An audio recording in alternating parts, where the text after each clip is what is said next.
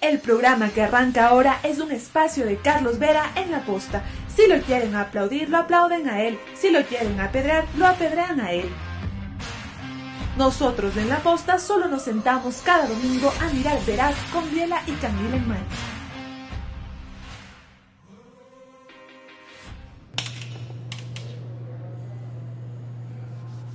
Bienvenidos a una nueva entrevista Veraz sobre un fenómeno que nos afecta y nos interesa y nos preocupa, que yo diría ha generado dos sensaciones: desconcierto y alivio, porque Petro, que decía que iba a ganar en primera vuelta, no ganó en Colombia, porque tuvo casi la misma votación que en la segunda vuelta contra Duque, y porque no quedó segundo el uribismo, que tiene un gran nivel de rechazo, sino un señor que se llama Rodolfo Hernández con 28%, y es para muchos la sorpresa. Entonces, primero, una interpretación breve inicial de este fenómeno. Le pido a Stephanie Macías, nuestra directora de Buró Estratégico, graduada en la Georgetown University, especialista en temas de comunicación, gerencia política, participante del programa de crisis de Harvard y otras cosas más que si sigo enumerando no me dan tiempo para preguntar. Bienvenida. Hola, buenos días. Gracias por la invitación. Tu interpretación del fenómeno. Cuando en las calles a lo largo de Latinoamérica, post pandemia, la gente gritaba que se vayan todos, es una respuesta a que se vayan todos, un rechazo absoluto al status quo. Y ese status quo se ha visto reflejado en estos dos candidatos que en teoría son fuera de las élites políticas y tradicionales. Primer diagnóstico correcto. Ambos eran antisistema, pero la señora dijo en teoría. ¿Qué quiso decir?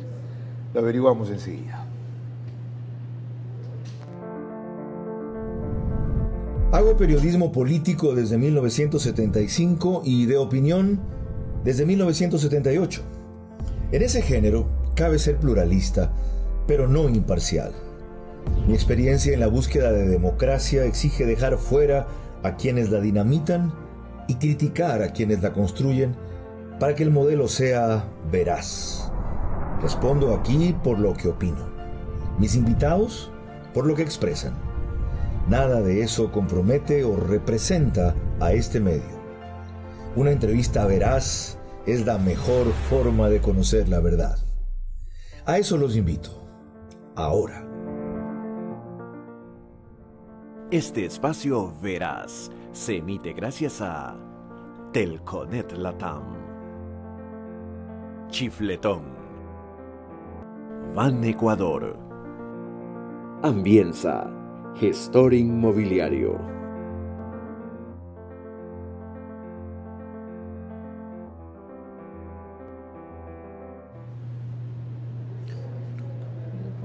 La suerte del Ecuador hoy depende de lo que pase en Colombia, más que nunca, porque lo que está ocurriendo en el Ecuador ahora tiene que ver con lo que pasa en Colombia. La producción de droga creció de 2.000 toneladas en el 2020 a 11.000 toneladas en el 2021, 800 de las cuales por lo menos pasan por aquí. Y ya sabemos cómo ha asignado el destino de este país el hecho de que Colombia no controle el narcotráfico, no ejerza soberanía en su frontera sur y no haya logrado aplicar el acuerdo de paz que se firmó. Por eso el tema que tratamos ahora sobre el futuro de las elecciones, lo sucedido en la primera vuelta, es vital. Estamos en exclusiva por La Posta a través de medios digitales, Facebook y YouTube. En convencionales lo siguen por Vito TVO, canal 15, en Extreme, y 709 es en HD.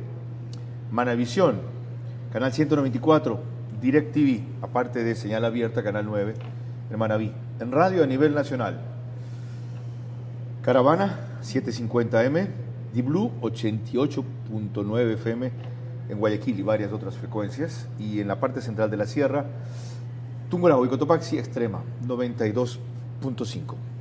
Decía Stephanie Macías que en teoría los dos son anti-statu quo, los finalistas, Petro y Hernández. ¿Qué quisiste decir? Que la narrativa de Petro es que es anti-status quo, pero si leemos su hoja de vida, ha sido senador, ha sido alcalde y ha sido político por años antes en su momento fue guerrillero, pero cuando hizo la reinserción, la mayoría de su vida adulta se ha pasado en la política. Entonces, es un político que se presente y su narrativa sea que es anti-status quo, sí, pero eres político. ¿Eso es contradictorio qué? ¿O está fingiendo? Como hacen todos, que se dan cuenta que cuando no pueden llegar por las armas, llegan por la democracia y una vez que ganan el poder, rompen la democracia. De alguna manera su narrativa es que es anti-status quo, y cuando dice que él quisiese que él está en contra de los políticos tradicionales, abramos paréntesis, definamos político tradicional, porque político tradicional significa alguien que ha hecho una carrera en la política. Correcto. Y si vamos solo por el concepto per se, ha sido senador, ha sido alcalde y ha sido 3 veces candidato a la presidencia. Pudiésemos decir que clasifica como político de carrera. Entonces, ¿está mintiendo? ¿Está fingiendo? ¿Qué está? Se está poniendo un branding o se está poniendo una etiqueta a una narrativa propia. ¿Y por qué compró esa mentira el pueblo colombiano en tan alta medida? Porque siempre ha sido alguien que ha tratado de etiquetarse como alguien fuera del status quo, que está en el sistema para luchar contra el sistema. Pero de nuevo... ¿Y por qué no decir? Porque fracasaron los convencionales que casi en un sistema bipartidista han manejado Colombia. Petro es producto del fracaso de liberales y conservadores. ¿Fracaso en qué? En la medida en que no han logrado mantener a raya la corrupción y disminuir la inequidad social, que son 2 de los grandes problemas de Colombia. Yo creo que, solo para hacer un antecedente, ¿qué es lo que pasa en Colombia? Colombia por años elegía presidentes de acuerdo a la postura que tuviese el candidato sobre la guerra. De hecho, cuando Álvaro Uribe se lanza, tenía unos números bajísimos. Él era el único candidato que decía no hay que negociar con la guerrilla. El resto de candidatos decía hagamos una zona desmilitarizada, otros decían negociemos. Él fue el primero que dijo no negociemos. ¿Qué es lo que sucede? Un grupo guerrillero secuestra un avión y lo hace caer. En ese momento la ciudadanía reacciona y dice ese candidato que dice que no hay que negociar tiene razón. Y así es como Uribe sube. ¿Y por qué cuento esta historia? Porque ahora que ya no hay guerra, el ciudadano ha dicho, bueno, ¿cuáles son los problemas? Los problemas son corrupción, salud, educación y medio ambiente. ¿Quién es el candidato que de alguna manera encabeza o lidera estos temas que siempre lo ha venido diciendo? Petro. Petro logra hacer ese clic con esta ciudadanía, pero también se logra posicionar como en contra del status quo. ¿El votante se olvidó que fue parte del M-19 que se tomó el Palacio de Justicia? ¿Qué es lo que sucede con el votante en Latinoamérica y en este caso Colombia? Colombia tiene 9 millones de votantes menores de 30 años. ¿Qué es lo que sucede en Latinoamérica en general? Los nuevos votantes no tienen memoria histórica electoral. ¿Qué significa? No vivieron los 80s y 90s, donde había, por supuesto, guerra de carteles, había inseguridad, había guerrilla. Estos nuevos electores no vivieron esto. También es cierto que Bogotá siempre ha sido el centro, de alguna manera ha acogido a la izquierda, porque Petro, mira los números de Petro en Bogotá, Petro fue alcalde de Bogotá y Petro ha tenido un buen auge. Pero ¿qué sucede? Y solo veamos qué ha pasado, que muchos, cuando ustedes ven los análisis, dice Petro llegó a su techo. Hace 4 años, cuando Petro entró con Duque... Tuvo casi lo mismo que ahora. Tuvo exactamente 8 millones hace 4 millones. años. Y este año tiene 8.500.000. Ha subido 500.000 votos más. ¿Qué es lo que sucede? Pero ha subido también la población. Entonces acá hay el número de votantes que concurren, aunque no es obligatorio el voto en Colombia. Así es. Y el 55% de la votación fue a votar. ¿Por qué se habla de que Petro ha llegado a un techo? Porque considerando que... y un poco voy a retrasar. Hace 2 semanas y media... Petro ganaba en primera vuelta de acuerdo a las encuestas. Ajá. Y él se la jugó todo a ganar en la primera vuelta. ¿Por qué? Porque él sabía que en la segunda le iba a ser difícil, pero él se sentía ganador porque su narrativa de status quo, en contra de antisistema y de status quo, estaba posicionada y estaba siendo compartida e identificada con la población. Pero él se perfiló y toda su narrativa y campaña fue tiene que ganar a alguien fuera del sistema. Las encuestas mostraban que era Fajardo. Entonces él decía, si llego a una segunda vuelta, mi estrategia ya está perfilada y los mensajes puestos para esto. Ahora, le jugó en contra. Así es. Porque difícilmente le va a ser posible sumar algo del uribismo 23% que tuvo Fico Gutiérrez. En teoría todo se trasladaría, aunque el endoso no es automático, a Hernández. Y del sector que debe dirimir o decidir, Hernández, que en este momento sorpresivamente aparece al cabo de pocos días primero, va a barrer. ¿Eso se puede revertir? Habría que un poco definir el microtargeting de Petro. ¿En qué sentido? Petro tuviese que intentar llegar a más mujeres. De hecho, la última semana de campaña comenzó un mensaje de Colombia es mujer. Ajá. Porque comenzó a identificar quiénes suelen votar por él. Entonces dijo, bueno, aumentemos nuestro target a mujeres, a jóvenes y especialmente a la gente de Bogotá que no había votado por él. Cuando él acepta que ganó en primera vuelta, y un poco ganando pierde, porque ganó en primera vuelta pero sabía que se le venía difícil, él dice, solo necesitamos 1 millón de votos más para ganar. Entonces creería yo que primero está haciendo un mensaje para los que lo apoyan y están dudando que llegue al millón a ganar, diciendo, por si acaso, como decían, que no oculten el pánico, es solo 1 millón. Correcto. Si él logra, desde un punto de vista solamente matemático, logra sacar los votos de Bogotá, mujeres, los que no votaron, no es imposible, pero creería yo que él se va a enfocar, por supuesto a nivel nacional, pero él sabe que su fuerte es Bogotá. Estamos hablando de Petro. Y veamos entre sus múltiples definiciones esta sobre el empresariado que hizo recientemente. Hoy se define, a partir de ahora, de estos minutos, qué clase de cambio es el que queremos. Si suicidarnos o avanzar. Yo pienso y creo que debemos avanzar. Yo le digo aquí a ese empresariado temeroso que estuvo en estos meses, con el que dialogué muchas veces, prácticamente con todos sus gremios, con gente poderosa y no tan poderosa, con pequeños y medianos empresarios de Colombia, al cual les decían una serie de sandeces para que no votaran por nosotros o se asustaran. Yo les diría, bueno, ha llegado un momento de escoger. Yo lo que propongo al empresariado es justicia social y estabilidad económica. Ojo, estabilidad económica hoy significa, dado los resultados, justicia social. No puede crecer una empresa si la sociedad se empobrece. No puede crecer las ganancias en realidad de manera sostenible si la mayoría de la población ve aumentar el hambre en su estómago, en su organismo, en sus familias, en sus comunidades. Ese discurso moderado, sensible, hasta racional, propio de Felipe González en España y no de Petro en Colombia, ¿es auténtico y sobre todo va a ser eficaz? Es paradójico que él comience a posicionar una narrativa de que él representa la institucionalidad de Colombia frente a la volatilidad de Rodolfo Hernández, porque al final del día, palabras más, palabras menos, vamos a ver una narrativa y eso se muestra en campaña. Él lo que va a comenzar a vender es, yo represento la institucionalidad. ¿Por qué volatilidad de Rodolfo Hernández? De eso hablaremos tras esta pausa, pero antes, para completar esta primera parte, básicamente hemos tratado el fenómeno de Petro, su incidencia, sus posibilidades. Es parte de una recurrencia en América Latina de los candidatos antisistema que trataron de implosionarlo primero, se metieron en su operatividad después, ganaron y después lo rompieron. Chávez, más grande ejemplo en Venezuela. Boric, ahora en Chile. Pedro Carrillo, ¿Carrillo es el apellido? ¿O Castillo? Castillo, Perú. Castillo, del de Perú. Aquí, Correa, lo mismo.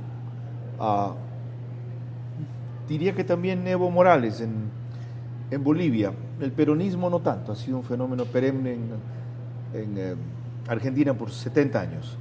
Es este fenómeno de, gracias al fracaso de los partidos democráticos convencionales, adecos y copellanos, que hace era bipartidista Venezuela, en fin, APRA y otro más en Perú, para no seguir con los ejemplos. ¿Y América Latina por qué sigue comprando este truco? Con un adicional que es un peso político e histórico que ha tenido la izquierda en Colombia que no ha tenido en Latinoamérica. La izquierda por años fue relacionada y tomó las armas, tuvo guerrillas, estuvo asociado y lideró movimientos insurgentes que en los 90 transicionó de guerrillas a lo que se llamó narcoguerrillas y asociaciones con los narcotraficantes. Entonces, el peso de la izquierda latinoamericana en movimientos sociales tiene una connotación, no es la misma connotación que tiene en Colombia. Por eso Colombia se le ha dificultado tanto a la izquierda de llegar al poder. Qué bien diferenciado, sí. La izquierda es más asociada con el heroísmo, la revolución, Chile, Nicaragua. En Colombia, como bien identifica Stephanie, desde que se asoció en los 90 con la narcoguerrilla tuvo los problemas que todavía tiene y ojalá siga teniendo, porque es una tarea de farsantes, ¿ya? Encubiertos como demócratas hasta que llegan al poder. Enseguida proseguimos con su fascinante análisis de lo que pasa y puede pasar en Colombia.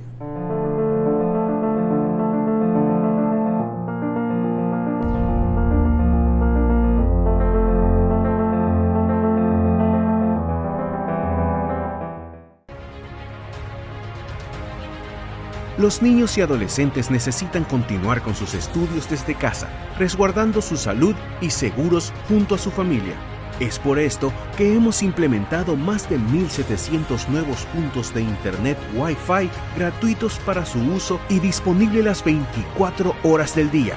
Lograremos salir adelante durante estos tiempos difíciles. Telconet Latam. Somos más. Rodolfo Hernández. La sorpresa, de él hablamos al continuar con Stephanie Macías. Eres ecuatoriano y vives en una tierra de oportunidades, donde siempre puedes crecer. Claro que puedo crecer, porque con 1% de interés puedo producir mucha más leche. Obvio que puedo crecer, porque con 1% de interés tengo 500 plantas más. Solicita ya tu crédito de las oportunidades de Ban Ecuador. Recibe hasta $5,000 con 1% de interés y hasta 30 años plazo. Además, menos papeleo para que tu crédito salga más rápido. ¿Qué esperas? Ven al lugar de las oportunidades. Ban Ecuador.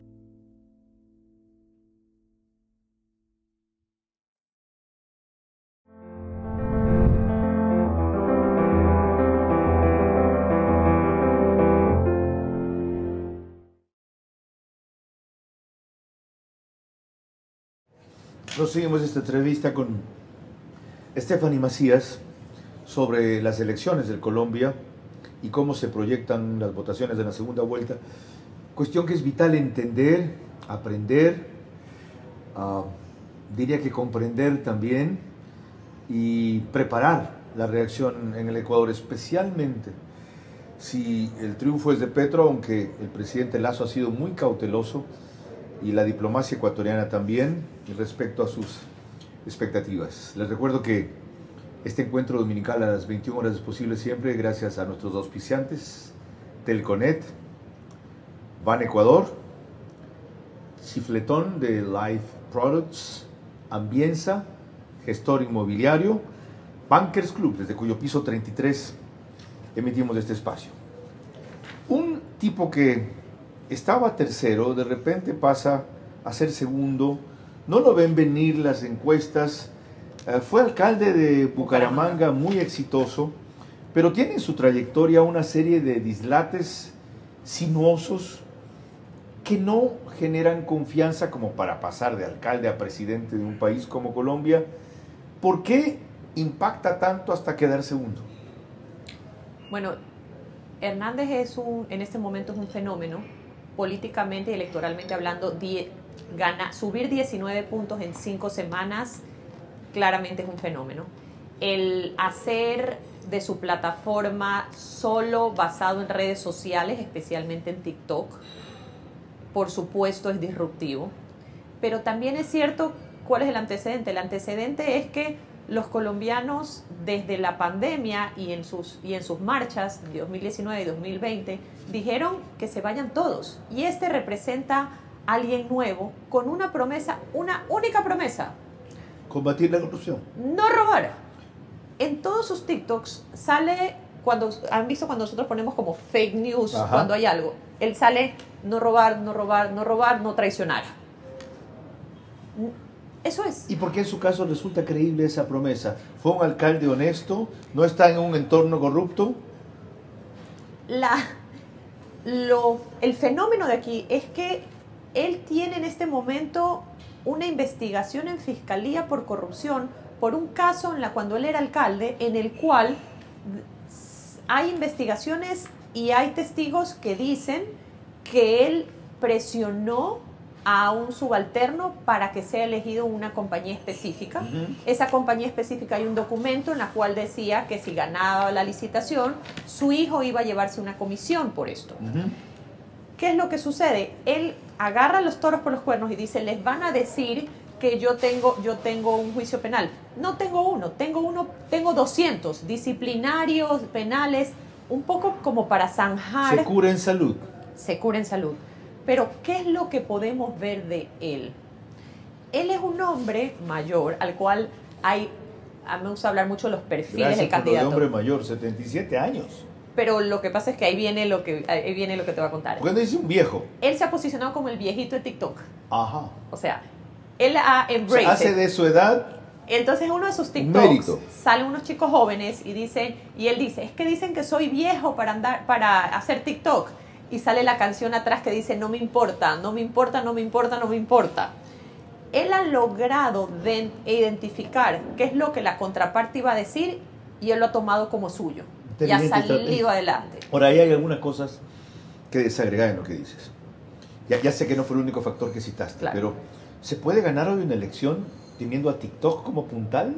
No, pero se puede patear el tablero. Se puede generar una conversación y se puede reenviar. A veces vemos cuántas veces hemos llegado a que nos han llegado por todos nuestros contactos una foto específica de algo o a una noticia específica.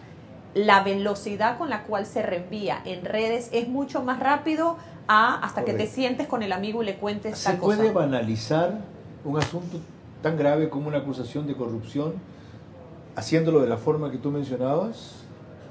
Lastimosamente en la era del entretenimiento, que es lo que estamos viendo ahora, todo se ha...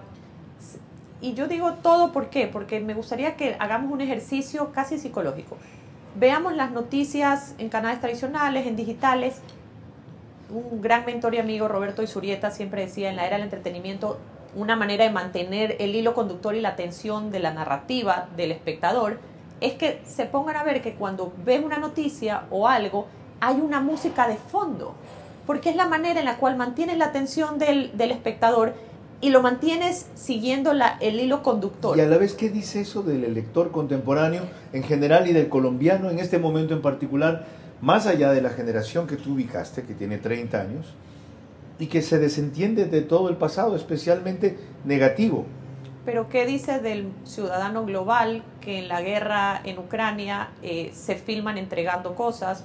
¿O qué dice del ciudadano de a pie que cuando hay un asalto filman en vez de llamar al 911? O sea, el fenómeno es universal. Estamos hablando de... Hay asaltos y hay muertes trágicas que vemos la filmación de la situación porque alguien en vez de salir a ayudar está filmando. Es decir, ¿qué es esta generación?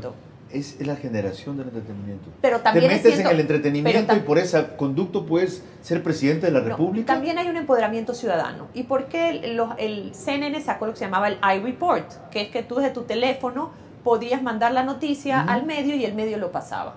Ese empoderamiento ciudadano en el cual tú también tienes control sobre la noticia ha generado que cualquier acontecer, lo primero que yo haga era subirlo a la reacción natural que es salir a ayudar. Ya, ¿es mérito entonces principal de Hernández quedar segundo o es de mérito de Fico Gutiérrez de no distanciarse de Uribe? Creo que es mérito de estar en el momento correcto, en el lugar correcto. Hernández logró tener el mensaje correcto. A pesar de que el tipo hablaba bien de Hitler.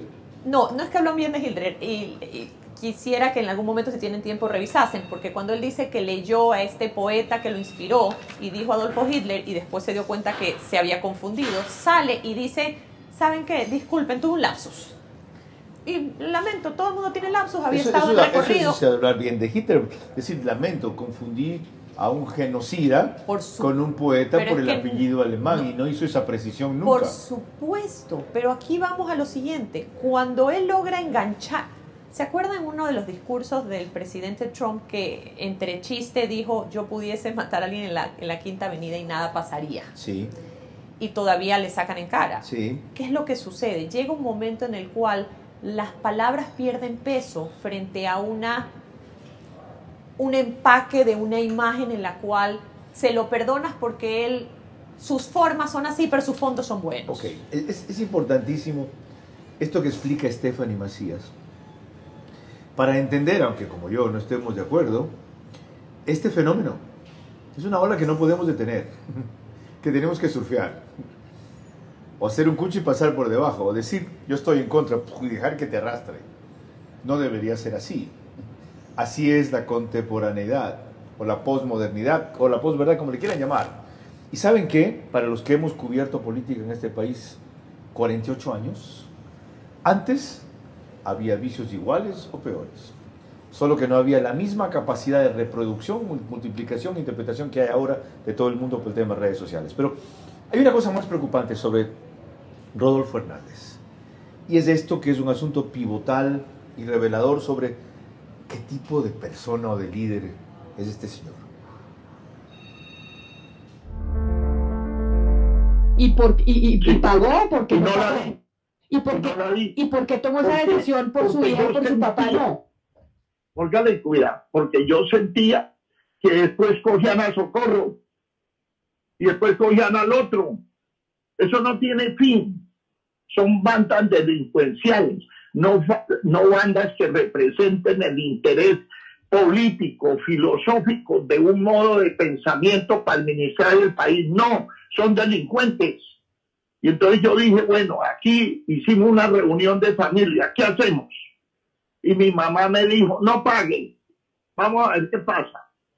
Y la mataron. ¿Y se arrepiente, La ingeniero? mataron. ¿Usted se arrepiente de no haber pagado y su familia en esa reunión se arrepienten de no haber pagado ese rescate? Por un lado sí, y con mucho dolor. Y por el otro lado no, porque si hubiéramos pagado, cogen a Socorro, a mi esposa. Y ahí seguimos, toda la vida. Alguien tiene que parar el macho. Es muy difícil juzgar a una persona así, sobre todo a quienes somos padres, pero el resumen del asunto es que él está diciendo que no se arrepiente en parte de haber pagado el secuestro por la liberación de su hija secuestrada, producto de lo cual la mataron. Y cuando habla de Socorro, como también menciona ahí, se refiere a su esposa. Esto revela un tipo de una frialdad, de una crueldad y de un pragmatismo preocupante. Hay que, solo para hacer un antecedente, en esa misma entrevista explica lo siguiente. Su padre lo habían secuestrado y él pagó por su secuestro. Y él decía que le pedían 50 millones. Y estoy contando esto para abonar al perfil de la Ponerlo persona. en contexto, correcto. Le pedían 50 millones. Y él les dijo, suéltenlo y yo personalmente voy a pagar. Entonces él dice que lo soltaron y él personalmente fue y les pagó 30. Y les dijo, no tengo más ahorita, te voy pagando de a poco. Dice que pagó, lo volvieron a llamar, a perseguir, y él les dijo, en este momento no te puedo pagar porque como ustedes pusieron una bomba en él hace urbanizaciones populares, en la urbanización popular en la cual yo estoy trabajando, ustedes son responsables que yo no tenga la plata. Entonces lo que voy a hacer es, cuando ya tenga que arreglar los vidrios rotos que ustedes y su bomba lo pusieron y me vuelvan a pagar, yo te pago. ¿Qué significa esto? Una frialdad para decir en una mesa de negociación con esta violencia y sabiendo las consecuencias, espérate, yo ya te pagué, te voy a ir pagando. Eso es como antecedente. Cuando él habla sobre su hija y la decisión que toma, tengo entendido que en Colombia muchas familias tomaron esa decisión en su momento. Que si alguien más iba a ser secuestrado, no se pagaría porque esto continuaría. Él tomó la decisión, una decisión durísima, y refleja un poco su carácter su decisión y su férrea voluntad a hacer lo que él cree conveniente a pesar de percepciones, sentimientos y realidades. Ok, muy bien descrito. Ahora, ¿cómo interpretar otros temas que podrían identificarse con lo ideológico, por ejemplo? Hablar de que las mujeres no deben llegar a cargos de gobierno, por ejemplo. Pero ya dijo que todos sus ministras la mayoría de sus ministras van a ser mujeres. Amenazar de muerte a una persona, por ejemplo. Está claro y él ha sabido posicionarse que sus formas son volátiles.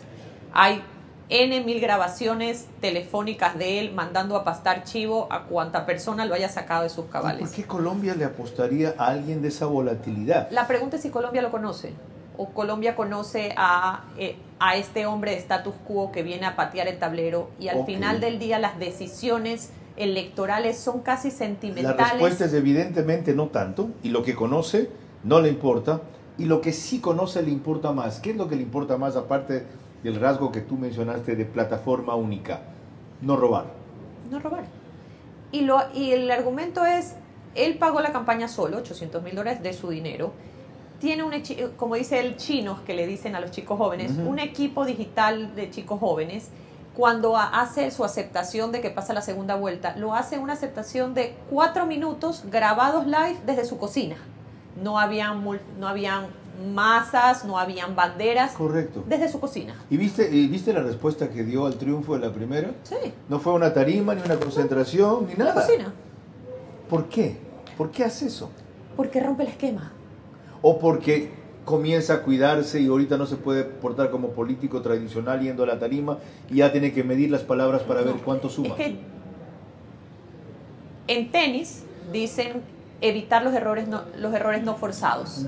Si él quiere mantenerse y ganar, tiene que mantenerse en el guión, casi un guión blindado, en el cual no se salga del guión. ¿Ya?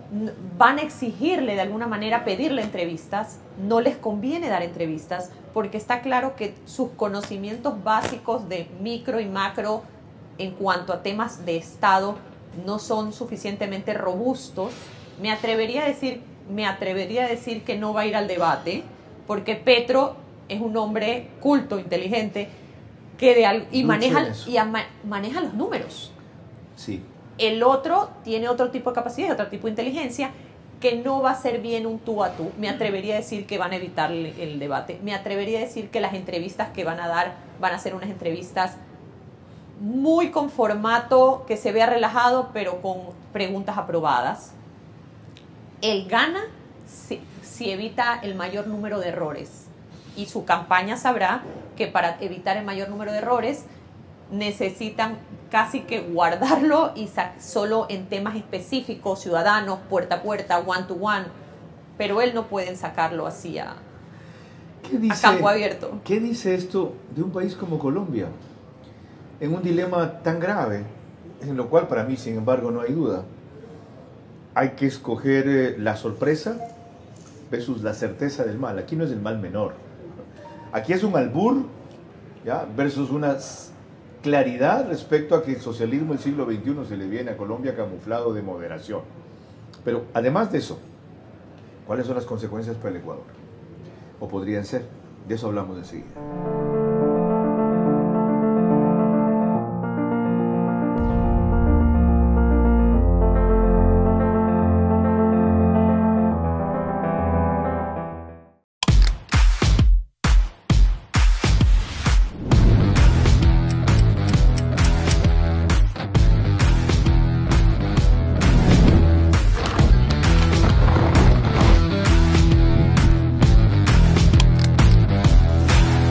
¿Qué conviene más al Ecuador? ¿Que gane Petro o que gane Hernández? Lo responde Stephanie Mancías cuando continuamos. Los niños y adolescentes necesitan continuar con sus estudios desde casa, resguardando su salud y seguros junto a su familia. Es por esto que hemos implementado más de 1.700 nuevos puntos de Internet Wi-Fi gratuitos para su uso y disponible las 24 horas del día. Lograremos salir adelante durante estos tiempos difíciles. Telconet Latam. Somos más.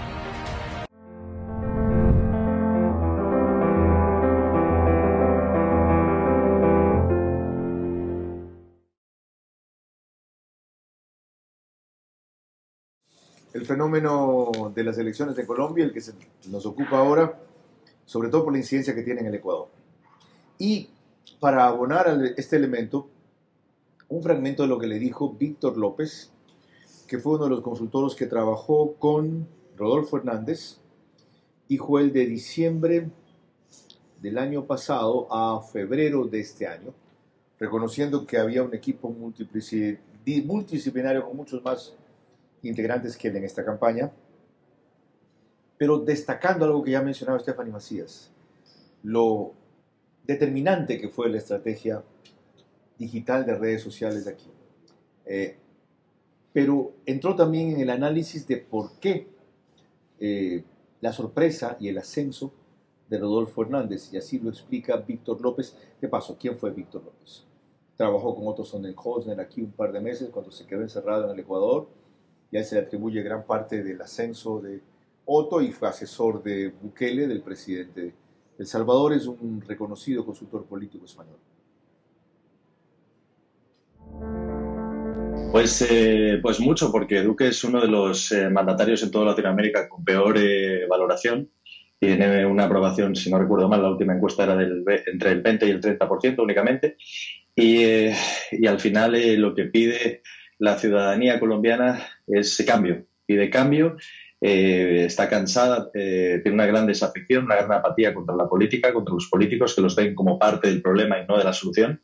Y por eso los dos candidatos que han pasado a segunda vuelta, que representan ese cambio, son Rodolfo Hernández y Gustavo Petro. Y en muy poco tiempo vamos a ver un nuevo presidente con una forma de hacer política completamente distinta a la que venía habituada Colombia. En definitiva, dice Víctor López que el fracaso de Duque tiene que ver con el ascenso de Rodolfo Hernández, aparte del resultado de Petro. Duque es un presidente de pandemia. Y hablábamos fuera de micrófono que todos los presidentes de pandemia han sido castigados electoralmente, menos Macron en Francia, que ganó la reelección, pero porque su postura con la guerra de Rusia y Ucrania lo ha ayudado.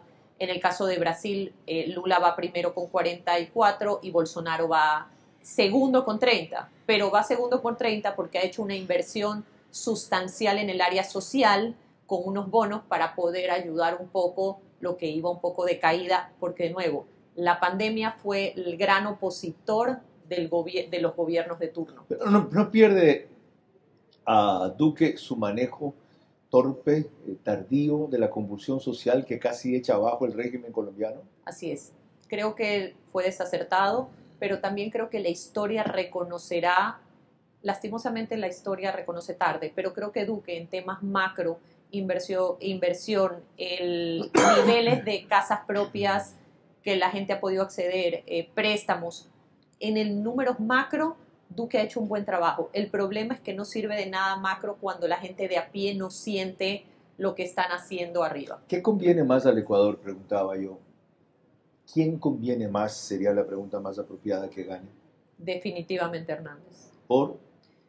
Porque Hernández, por lo menos, hay dudas razonables sobre cómo conformará su gobierno, su asertividad o no en el manejo, pero por lo menos tenemos dudas al respecto. Pero esos inciertos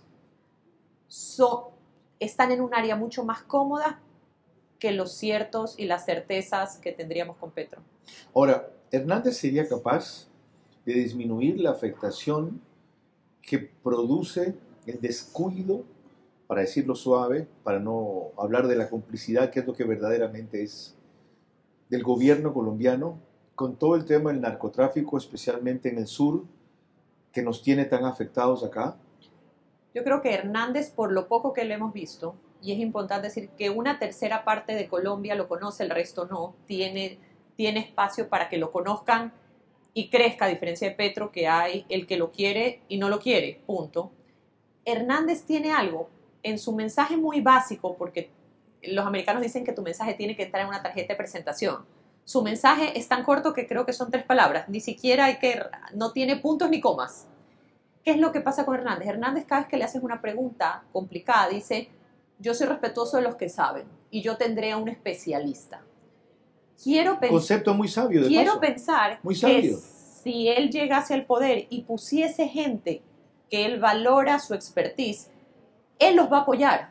En muchas partes y en muchos gobiernos en Latinoamérica viene el experto con todas las credenciales y le dice, señor presidente, hay que hacer esto, y el presidente dice, bueno, déjame verlo en mi cuarto de guerra, qué dicen las encuestas, qué dice el asesor 1, qué dice el asesor 2, uy, lo que pasa es que no va a ser tan popular, o sí vamos o no vamos.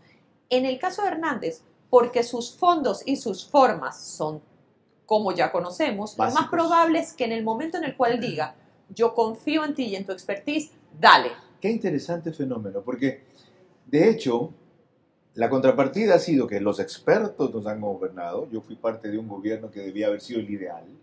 La experiencia de Sixto Durán Ballén y la juventud de Alberto Dajic, el pragmatismo del uno, la preparación técnica del otro, y todos sabemos en qué acabó, no lo voy a reseñar, la guerra como el Perú lo salvó, realmente porque fue lo que mejor hizo el expresidente Durán Ballén.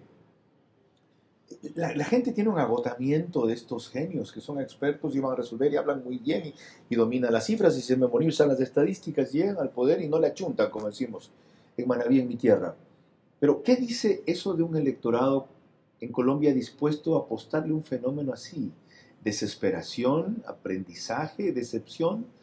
Parece increíble. Y cuando tú mencionas a Trump, yo digo, ¿por qué yo le pregunto esto? Si los Estados Unidos le ha apostado a un individuo como el que tú acabas de mencionar. Yo sería capaz de matar a alguien en la Quinta Avenida y no pasaría nada en este país. ¿Qué dice eso de las democracias en general? Hay una frase que dice que ahora las democracias no se terminan por golpes de Estado, se corroen desde adentro. Latinobarómetro, el último estudio Latinobarómetro, habla de cifras en las cuales los ciudadanos encuestados en Latinoamérica comienzan a plantearse si la democracia es el camino adecuado para mejorar su calidad de vida. Por eso se generan espacios grises en los cuales un autoritarismo puede verse como, pueden coquetearle, entre comillas, a este autoritarismo. Estamos viendo lo que pasa con Bukele, con sus números de aceptación, porque el ciudadano, frente a este desgaste, está relacionando su desgaste político con el sistema democrático. Y ahí la pregunta que no te gusta responder. ¿Qué tiene que aprender de eso el gobierno del Ecuador? Digo no te gusta responder porque a él le gusta hablar de política nacional, ¿ya? Sino de analizar fenómenos internacionales. Pero respóndela. Porque normalmente no tengo números nacionales, sí no, tengo números internacionales. No quieres hablar de números nacionales, te sobran. ¿Qué es lo que sí creo? Creo que con aciertos y desaciertos, los fenómenos en Latinoamérica y pasa en Ecuador, es que cuando llegas al poder con unos números tan altos, las expectativas son altas y el nuevo votante es inmediatista, quiere para hoy y quiere que su situación mejore personal. Yo siempre hablo que Velasco Ibarra tal vez nunca hubiera llegado a sus presidencias porque él salía a un balcón y decía, mis queridos ecuatorianos. En Latinoamérica en general, ya no puedes decir mis queridos peruanos, colombianos, ahora tienes que salir y decir... Peruanos y peruanas, ecuatorianos y ecuatorianas. Más allá, ahora necesitas chilenos decir... y chilenas. Guayaquileño, querido, de la calle tal, del barrio tal, porque ahora de alguna manera el elector y el ciudadano siente que la política y los gobiernos estatales en Latinoamérica en general tienen que solucionar su realidad personal inmediata. Con lo cual te sacaste la pregunta que te hice. Mi calle, mi cuadra, ¿qué es lo que quiero decir? ¿Qué tiene que aprender de ahí el gobierno actual? Es decir, para mí hay un Las mensaje... expectativas, el manejo de expectativas. ¿En qué sentido? ¿En qué sentido? Que la gente sintió que todo iba a ser un cambio inmediato. Y coloquialmente se habla de... La gente no sintió, el presidente prometió eso. Pero dijo, yo arreglo este país en 100 minutos, dijo el primer día, yo mando la ley de reforma tributaria, yo mando la ley de seguridad social y te puedo seguir con una larga lista, va a haber un shock de inversiones, lo que hay es un shock de firmas y puedo continuarte con la lista. Entonces, no la gente. Él dijo eso, bueno, él generó eso, porque es un gran gestor. Pero hay que marcar la cancha y volver a los mangos bajos, identificar cuáles son los quick wins y comenzar a comunicarlos. Bueno, ahí hay mucho, si saben descifrarlo. Con la pregunta no respondida, que también falta, volvemos enseguida. ¿Qué conviene más al Ecuador?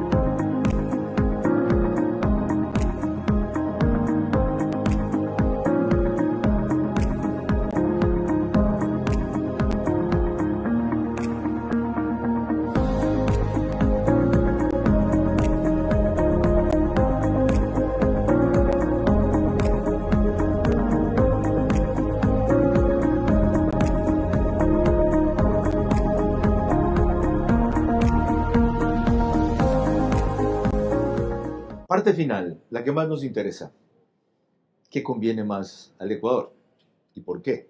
Ya fue dicho. Falta explicar el por qué.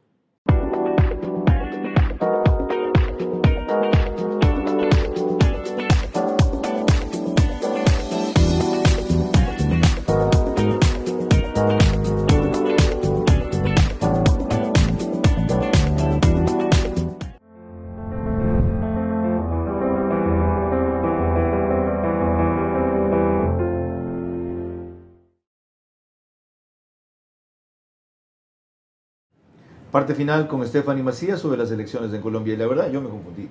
La pregunta que hice ya está respondida. ¿Qué conviene más al Ecuador? La que me faltaba es ¿qué conviene más a Colombia? Tú dijiste que al Ecuador, sin duda, Rodolfo Hernández. ¿Y a Colombia? Los colombianos, en su mayoría, el 70% en estas elecciones reflejó que quería alguien fuera del status quo. Yo soy creyente en la democracia y creo que la manera en la cual estos fenómenos se necesita desahogarse democráticamente, y ese rechazo electoral ayuda a bajar la convulsión y calentar de calles. Entonces, ¿qué le conviene a Colombia? Que ese rechazo absoluto se vea electoralmente acompañado democráticamente de unas elecciones. Le conviene a Colombia a Hernández tal vez porque Colombia ha venido siendo liderado por una derecha y una centro derecha, y lo más probable es que Hernández, viniendo de la parte, siendo empresario, se mantenga una centro derecha. Veníamos hablando de que Duque, a pesar de que su popularidad no le ayuda, sus números macros han ayudado, y creería que económicamente hablando, si es que el presidente Hernández, si llegase a ser presidente, invirtiese en temas de sociales, educación y salud, pero mantuviese la inversión y mantuviese el hilo de la economía, pudiese ser menos shock que un Petro que viene a patear el tablero en todas sus instituciones. ¿No le conviene a Colombia desmitificar de una vez por todas la izquierda? ¿Saben qué? Jódanse. Han estado 50 años atrás de esto.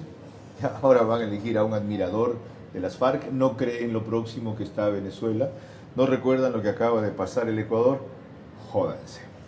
¿Ya? Y una vez que se joden, porque a pesar de todo lo que vivió Colombia, 50 años, ese país ejemplar ha seguido creciendo, ha seguido creyendo y se ha seguido alegrando. El espíritu colombiano es impresionante.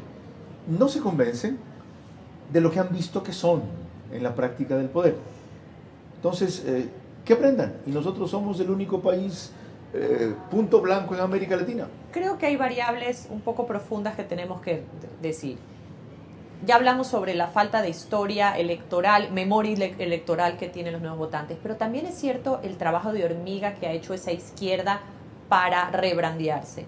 Grandes académicos de izquierda están en las universidades públicas y privadas. Eso significa que están formando a los nuevos empresarios, nuevos profesionales. El puerta a puerta, como los programas sociales siempre han ido de la mano con esta izquierda, que una de sus fortalezas en Latinoamérica es su nivel de organización para llegar a los lugares populares, con un puerta mal, con las reuniones sistemáticas. Entonces, lo que te quiero decir es que este trabajo de hormiga lo estamos viendo en una presidencial, pero para haber llegado a esto, llevamos 40 años trabajando por esto. ¿Qué quiero decir con esto? Que tal vez el colombiano promedio está un poco está siendo romántico con la idea de esta izquierda, como lo fue en su momento en los 80, cuando mucha gente, de hecho en Ecuador y en mucha parte de Latinoamérica, comenzó a ser romántico con la idea de esta izquierda, con la igualdad, sin tener o considerar todo lo que esto conlleva. Una vez que llegas al poder, se activa toda una maquinaria que lo venimos viendo a lo largo de los años en todas partes. Ok. Gracias por la disección y el aprendizaje. Espero que le sea muy útil a la teleaudiencia ecuatoriana. Yo fui de los que romanticé la izquierda alguna vez, me siento aludido sin duda, pero me sentiría mal si persistiría en esa posición. Desgraciadamente, las banderas que ha levantado siempre la izquierda y que tanto nos atraen, sobre todo de jóvenes, justicia y solidaridad, algo a lo cual la derecha es poco asequible. Atención social en países con desigualdades como estas. La derecha es rentabilidad y producción, ¿ya? Y que llueva o se reparta automáticamente con el mercado de lo demás. Bueno, Eso ha devenido en el poder en una farsa peor que América Latina. Es tiempo de que aprenda ya. Veremos si lo ha hecho Colombia después de lo que acaba de decir Stephanie Macías en la segunda y definitiva vuelta. Y sobre todo, a prepararnos en el Ecuador. Porque si el resultado es que gana Petro, la vamos a ver peor. Buenas noches.